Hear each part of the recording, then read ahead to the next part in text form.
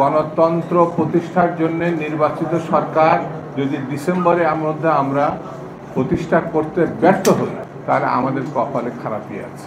নিখোঁজ হয়েছে, শহীদ হয়েছে, তাতে বিএনপি কখনো দেশনেত্রী বেগম খালেদা জিয়া হাসিনার সঙ্গে আপোষ করেছে এই কথা কেউ বলতে পারবে না। অথচ এই কথা এখন শুনতে হচ্ছে আওয়ামী লীগের টাকায় নাকি বিএনপি চলে। কি মর্মান্তিক কথা! আপনি সমালোচনা করবেন, আপনাকে ভারতের দালাল বানিয়ে দেওয়া।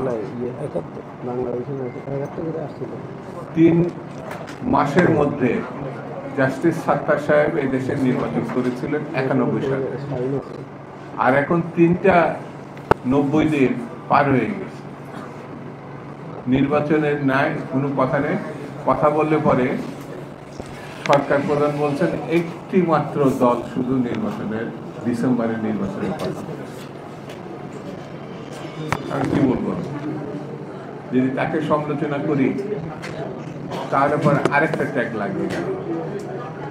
তবে এই কথা আমার কাছে এইটাই মনে হয়েছে, ডিসেম্বরে যদি আমরা নির্বাচন করতে ব্যর্থ হই, তাহলে গণতন্ত্রের ভবিষ্যৎ অনিশ্চিত হয়ে যাবে।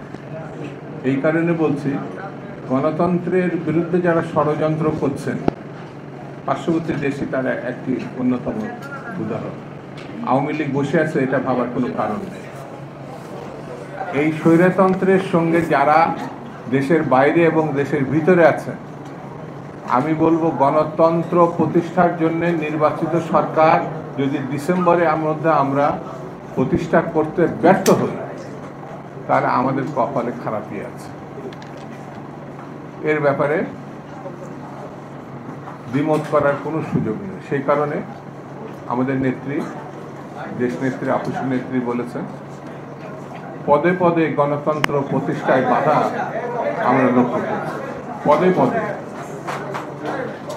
আমরা গণতন্ত্রের জন্য আগেও জীবন দিয়েছি, ভবিষ্যতেও দিব, এই ব্যাপারে কোনো আপোষ নেই, কোনো আপোষ নেই।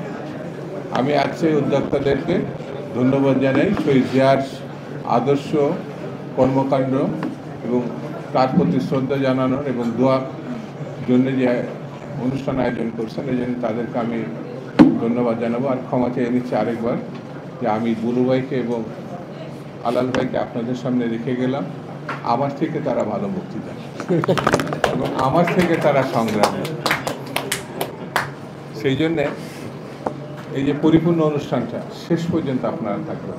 শেষ পর্যন্ত থাকার একটাই কাজ, গণতন্ত্রের সঙ্গে থাকা।